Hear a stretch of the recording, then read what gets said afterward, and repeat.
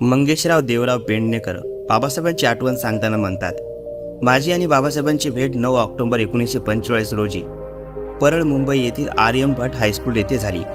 रात्री 9:30 वाजता. भेटीच्या वेळी मीही एकटाच होतो आणि तेही एकटेच होते. त्यावेळी त्यांनी पांढरे कपडे घातले होते. मी त्याकाळी भट हायस्कूलचा विद्यार्थी होतो. मला रात्रीच्या वेळी अभ्यास करायचा असल्याने मी प्राचार्यांना रात्रीच्या वेळी शाळेत अभ्यास करण्याची परवानगी मागितली होती. त्यावेळी प्राचार्य दोंदे सर होते. नंतर ते मुंबईचे महापौरही झाले. त्यांची आणि बाबासाहेबांची चांगली मैत्री होती. मी त्या दिवशी शाळा सुटल्यावर घरी गेलो.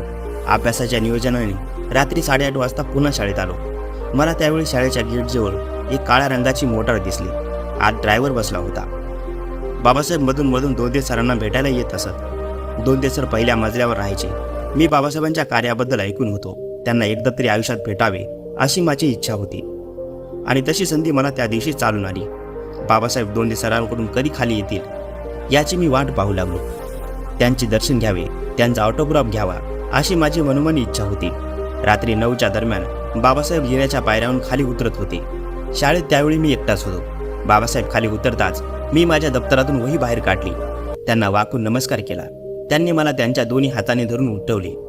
त्यावेळी मी इंग्रजी 4थीमध्ये शिकत होतो व त्याच हायस्कूलमधून मी 7वी पास झालो. बाबासाहेबांनी आपुलकीने माझ्या खांद्यावर हात ठेवला होता. तसेच हात ठेवून त्यांनी मला विचारले, या शाळेत शिकतोस का?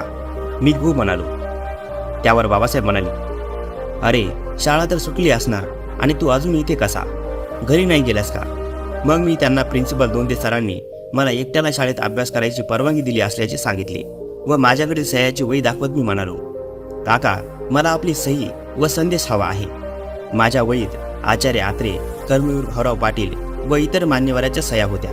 असे म्हटल्यावर त्यांनी माझी वही घेऊन आचार्य आत्रे, कर्मवीर भाऊराव पाटील इत्यादींच्या सह्या व त्यांचे संदेश वाचले. त्यांनी आपल्या खिशातून पेन काढून त्यांनी मला आपली सही दिली. ती सही इंग्रजीमधून B.R. आंबेडकर अशी होती. Be true to yourself असा संदेश त्यांनी लिहिला. मला वही परत देताना ते म्हणाले, जपून ठेव, खूप अभ्यास कर, तुला प्रेरणा मिळेल असा संदेश त्यांनी मला दिला व माझ्या पाठीवर थोपटले. मला खूप धन्यता वाटली. मी आनंदाने पायाला हात लावून त्यांना नमस्कार केला. तेव्हाही ते मला म्हणाले, अरे तू हुशार आहेस व धाडसी आहेस.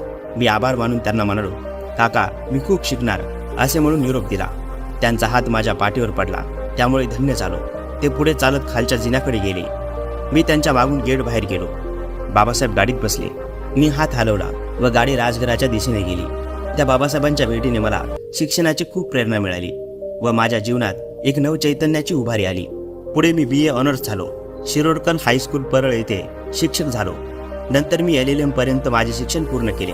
माझ्या मुलांना मी चांगले शिक्षण दिले. बाबासाहेबांनी मला जे आशीर्वाद दिले होते ते खरे ठरले. विद्यार्थी दशेत अधूनमधून मला बाबासाहेब सरांकडे दिसायचे.